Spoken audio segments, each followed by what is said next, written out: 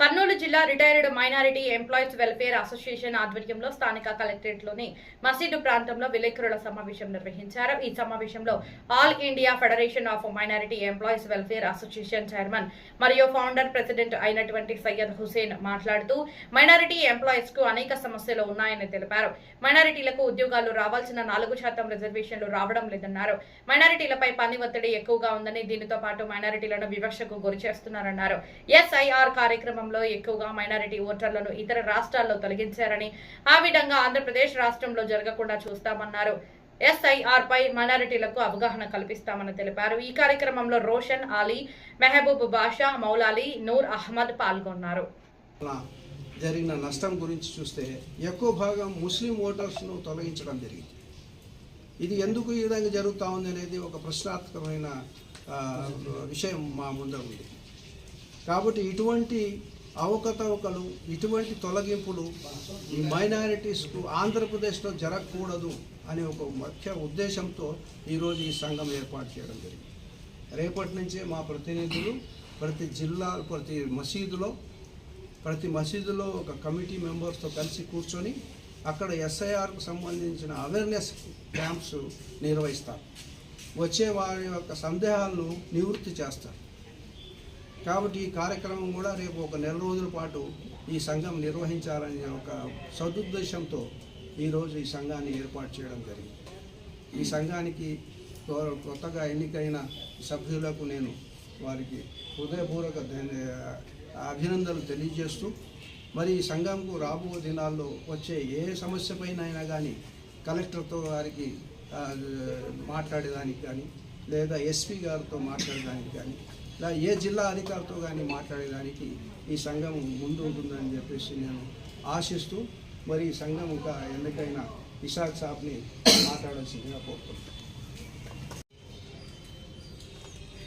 ఇక్కడికి వచ్చిన పత్రికా విలేకరులకి, మీడియా వాళ్ళందరికీ నా నమస్కారాలు. నేను రీసెంట్ స్టాంప్ డిపార్ట్మెంట్ సబ్మిషన్ చేసి డోన్లో రిటైర్ అయినాను. అక్కడ కూడా మా అన్న హుసేన్ అన్న నాకు మైనార్టీ డోన్లో ప్రెసిడెంట్గా పెట్టి నాకు అక్కడ మన ముస్లిం మైనార్టీ పనులన్నీ చేయించినారు. దాదాపు నేను రిటైర్ అయిన తర్వాత నన్ను మళ్ళా పిలిచారు.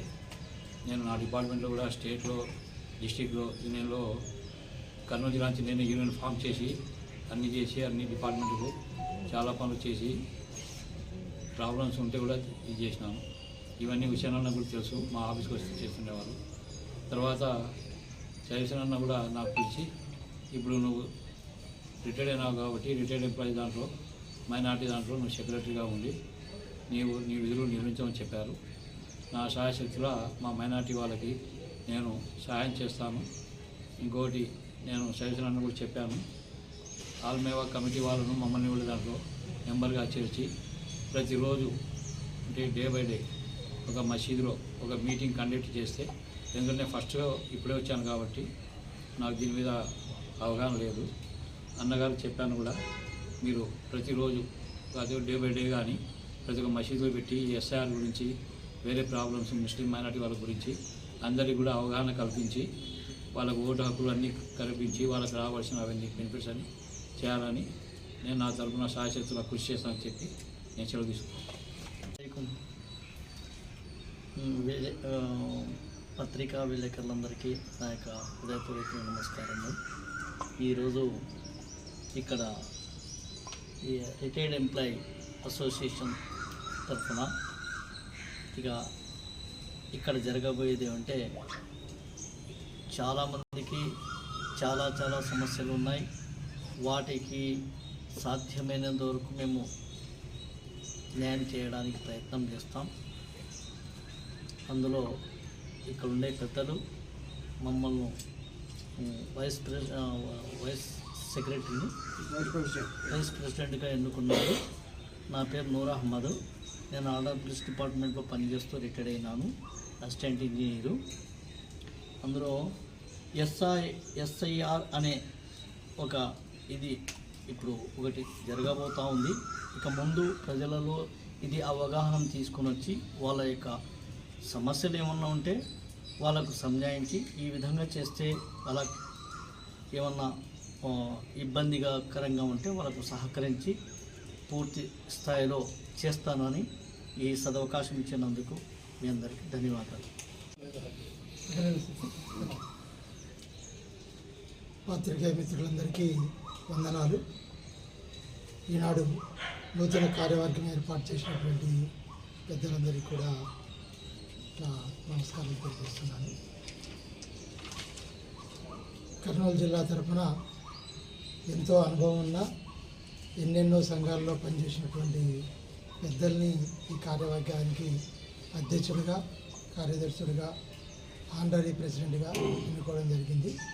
వారి ఆధ్వర్యంలో ఈ సంఘం తరఫున పనిచేస్తూ వీరైనంతవరకు సేవ చేయడానికి ప్రయత్నం చేస్తానని తెలియజేస్తున్నాను. చాలా కాలం తర్వాత మీడియా ముందు వచ్చినందుకు సంతోషంగా ఉంది. ప్రస్తుతం నేను ఎన్ మొహమ్మద్ ఇసాక్. నేను కర్నూలులోనే పుట్టినాను, కర్నూలులోనే చదివినాను, కర్నూలులోనే ఉద్యోగం చేసినాను, కర్నూలులోనే రిటైర్ అయినాను. ఈ నా 40 సంవత్సరాల సర్వీస్లో దాదాపు 19 డిపార్ట్మెంట్లలో పనిచేసినాను.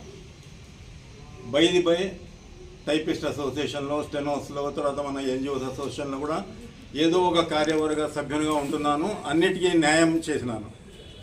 ఇప్పుడు కూడా మనకు ఈ గౌరవ హుసేన్ సార్ గారు నాకు ఈ అవకాశం ఇచ్చినందుకు నాకు సంతోషంగా ఉంది. కానీ రిటైర్డ్ మైనారిటీ ఎంప్లాయీస్ యొక్క ప్రాబ్లమ్స్ కానీ, ప్రతి ఒక్క రిటైర్డ్ ఎంప్లాయీకి ప్రాబ్లం ఉంది.